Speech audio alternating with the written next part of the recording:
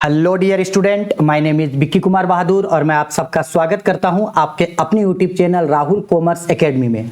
आज का यह video Jharkhand academic council JAC board class 12 का उन सभी स्टूडेंट्स के लिए बहुत ही ज़्यादा इंपॉर्टेंट है जो Jharkhand academic council JAC board से क्लास 12 में है और जिन लोगों का टर्म 1 का एग्जाम नवंबर में होने वाला है। ठीक है, इससे पहले के वीडियो में मैंने आप लोगों को टर्म 1 के लिए नवंबर महीने का सिलेबस कंप्लीट तरीके से बता दिया है पूरे डिटेल्स में कि कौन कौन सा सब्जेक्ट्स में कौन कौन सा चैप्टर है, और कंप्यूटर साइंस का भी सिलेबस मैंने आपको बता दिया है। तो अगर आपने अभी तक उन वीडियोस को नहीं देखा है तो उस वीडियो का लिंक चैनल के इसके डिस्क्रिप्शन में या कमेंट बॉक्स में मिल जाएगा, वहां से जाकर के उन सारे वीडियोस को देख लेना, क्योंकि सिलेबस पता होना आप सभी लोगों को जरूरी है कि टर्म 1 पे क्या पढ़ना है और टर्म 2 पे क्या पढ़ना है। टर्म 1 पे उन्हीं स्टूडेंट्स का अच्छा नंबर आएगा जिनको सिलेबस के बारे में प्रॉपर पता होगा और वो सिलेबस के रिगार्डिंग ही एग्जाम का प्रिपरेशन करेंगे। तो सारे सब्जेक्ट्स के लिए मैंने सिलेबस ऑलरेडी बना दिया है, लेकिन बहुत से स्टूडेंट कमेंट कर रहे हैं कि जो इकोनॉमिक्स का जो सिलेबस है उस इकोनॉमिक्स का सिलेबस में सिर्फ ये बताया है कि 3 यूनिट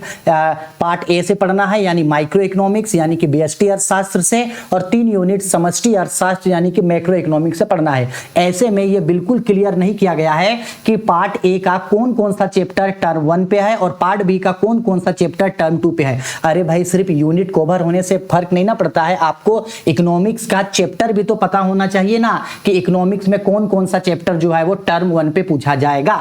तो इस वीडियो में मैं आपको वही बताने वाला हूं कि इकोनॉमिक्स का कौन कौन सा चैप्टर जो है आपका टर्म 1 पे पूछा जाएगा। अगर आपको यही नहीं पता होगा कि इकोनॉमिक्स का कौन कौन सा चैप्टर टर्म 1 पे है तो आप एग्जाम्स के अच्छे तरीके से प्रिपरेशन नहीं कर सकते हो। तो इस वीडियो में आपको सेपरेटली बता रहा हूं कि इकोनॉमिक्स का कौन कौन सा चैप्टर जो है वो टर्म 1 पे पूछा जाएगा। ठीक है, चलो आओ समय नहीं गवाते हैं। देखो, जैसे ये आप यहां जो देख रहे हैं ये पहले का है, यानी इसको मैंने लास्ट वीडियो में भी आप लोगों को बताया था कि ये जो इकोनॉमिक्स जो है ये उसका सिलेबस है। इकोनॉमिक्स में आप सबको पता है 2 पार्ट है, एक है माइक्रो इकोनॉमिक्स और एक है मैक्रो इकोनॉमिक्स। माइक्रो इकोनॉमिक्स को बोला जाता है व्यष्टि अर्थशास्त्र और मैक्रो इकोनॉमिक्स को बोला जाता है समष्टि अर्थशास्त्र। तो ये माइक्रो इकोनॉमिक्स में 3 यूनिट है और मैक्रो इकोनॉमिक्स में 3 यूनिट है, लेकिन इन 3 यूनिट्स के अंदर एग्जैक्ट में माइक्रो इकोनॉमिक्स में कितना चैप्टर है पढ़ने के लिए और मैक्रो इकोनॉमिक्स में कितना चैप्टर है पढ़ने के लिए वो बताएंगे। तो देखो, माइक्रो इकोनॉमिक्स में इन तीनों यूनिट्स को मिला के आपको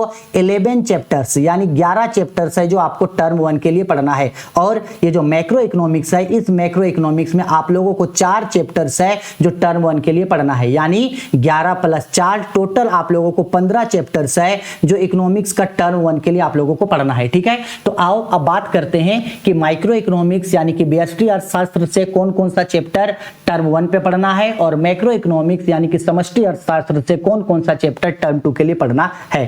तो देखो, सारा सब्जेक्ट्स के बारे में ब्रीफ एक्सप्लेनेशन जो है हम आप लोगों को एसबीपीडी पब्लिकेशन का बुक से करवाए हैं, क्योंकि मेरे लिए एसबीपीडी पब्लिकेशन का बुक मैं बेस्ट मानता हूं झारखंड एकेडमिक काउंसिल के स्टूडेंट्स के लिए। ठीक है, इसलिए मैं अपने ट्यूशंस में, अपने इंस्टीट्यूट्स में भी झारखंड एकेडमिक काउंसिल के लिए एसबीपीडी पब्लिकेशन का बुक ही प्रिफेयर करता हूं और सीबीएसई स्टूडेंट्स के लिए मैं अलग राइटर का बुक प्रिफेयर करता हूं। तो जितना भी अभी सिलेबस में बताने वाला हूं वो एसबीपीडी पब्लिकेशन के थ्रू होगा, लेकिन ये पूरी तरह से एनसीईआरटी गाइडलाइन पे बेस्ड है। ठीक है, आओ तो देख लो, यहां आप देख सकते हैं macro economics, macro economics, micro economics यानी कि समष्टि अर्थशास्त्र। तो समष्टि अर्थशास्त्र में आप लोगों को कौन कौन सा चैप्टर पढ़ना है। तो देखो, सबसे पहले आपको पढ़ना है 11 चैप्टर है माइक्रो इकोनॉमिक्स में। सबसे पहले पढ़ना है आपको माइक्रो इकोनॉमिक्स एंड इंट्रोडक्शन, जिसको हिंदी में बोला गया है व्यष्टि या सूक्ष्म अर्थशास्त्र एक परिचय, ये चैप्टर पढ़ना है। सेकेंड चैप्टर आपको पढ़ना है economy and it's central problem, अर्थव्यवस्था और उसकी केंद्रीय समस्याएं, ये पढ़ना है। तीसरा पढ़ना है आप लोगों को कंज्यूमर्स इक्विलिब्रियम यानी उपभोक्ता संतुलन, ये चैप्टर पढ़ना है।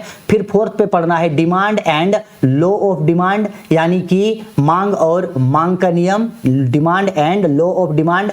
इसके बाद आप लोगों को पढ़ना है प्राइस इलास्टिसिटी ऑफ डिमांड यानी कि पढ़ना है मांग की कीमत लोच। फिर पढ़ना है आप लोगों को प्रोडक्शन फंक्शंस यानी उत्पादन फलन। फिर पढ़ना है आप लोगों को प्रोडक्शन कॉस्ट यानी कि उत्पादन लागत, फिर पढ़ना है आप लोगों को कॉन्सेप्ट ऑफ रेवेन्यू आगम की अवधारणाएं, 9th लेसन पढ़ना है प्रोड्यूसर्स इक्विलिब्रियम उत्पादक का संतुलन, फिर पढ़ना है 10th नंबर पे supply and law of supply पूर्ति एवं पूर्ति का नियम, 11th पे पढ़ना है इलास्टिसिटी ऑफ डिमांड यानी पूर्ति की लोच। ठीक है, तो ये आप लोगों को एग्जैक्ट 11 चैप्टर है जो चैप्टर आप लोगों को टर्म 1 के लिए करना है।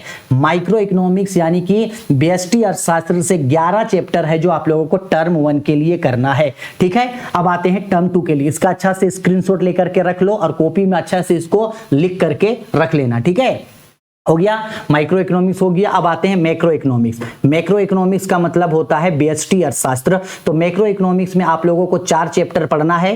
पहला चैप्टर पढ़ना है आप लोगों को मैक्रो इकोनॉमिक्स मीनिंग यानी कि समष्टि या व्यापक अर्थशास्त्र। फिर पढ़ना है सर्कुलर फ्लो ऑफ इनकम यानी आय का चक्रीय प्रवाह, concept and aggregates related to national income यानी राष्ट्रीय आय से संबंधित समुच्चय एवं धारणाएं। फिर पढ़ना है 4th में मेजरमेंट ऑफ नेशनल इनकम यानी राष्ट्रीय आय का मापन। यानी कि अगर बात करें कि जो मैक्रो इकोनॉमिक्स है इसमें से आप लोगों को 4 चैप्टर है जो पढ़ना है। माइक्रो इकोनॉमिक्स से 11 चैप्टर, मैक्रो इकोनॉमिक्स से 4 चैप्टर, टोटल 15 चैप्टर है जो आपको टर्म 1 के लिए पढ़ने होंगे। ठीक है, आगे समझ में देखो, इसका भी आप स्क्रीनशॉट लेकर के रख सकते हो। ये जो है ये पूरा का पूरा माइक्रो इकोनॉमिक्स का है। टोटल 11 चैप्टर्स इसमें है, आप इसका भी स्क्रीनशॉट लेके रख सकते हैं। ठीक है, और ये जो है माइक्रो इकोनॉमिक्स का है, ये किसका माइक्रो इकोनॉमिक्स का है, ये अभी जो बताएं वही चीज है माइक्रो इकोनॉमिक्स।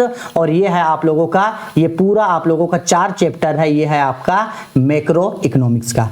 ठीक है, अब स्टूडेंट के मन में यह भी सवाल आएगा कि सर अगर इसमें से 15 चैप्टर्स टोटल पढ़ने हैं टर्म 1 के लिए तो हम इसको किस तरीके से पढ़ना स्टार्ट करेंगे। तो मैं आप लोगों को बता दूं कि मैं कल से ही ईटीपी और इकोनॉमिक्स का ऑनलाइन क्लासेस कल स्टार्ट कर दूंगा।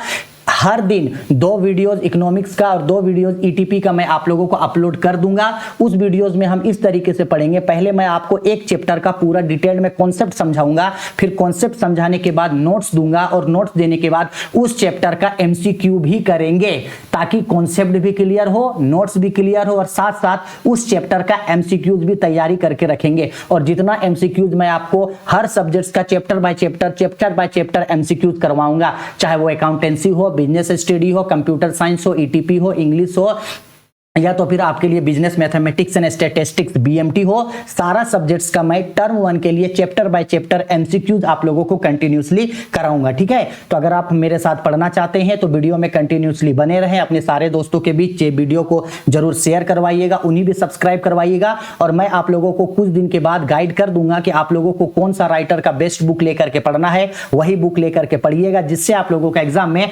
90% प्लस स्कोर आएगा। ठीक है, तो इकोनॉमिक्स और ईटीपी पहले पढ़ेंगे, फिर 2-4 दिन के बाद आपका इंग्लिश बीएसटी अकाउंट्स और बीएमटी और कंप्यूटर साइंस वो भी मैं आप लोग को पढ़ाना स्टार्ट कर दूंगा। जो चैप्टर या जो सब्जेक्ट्स आप पहले पढ़ना चाहते हैं उसको कमेंट करके मुझसे जरूर बताइएगा। आप लोगों का जिस सब्जेक्ट्स का सबसे ज्यादा कमेंट आएगा मैं वही सब्जेक्ट्स आप लोगों को सबसे पहले पढ़ा दूंगा। ठीक है, चलो बाय, टेक केयर।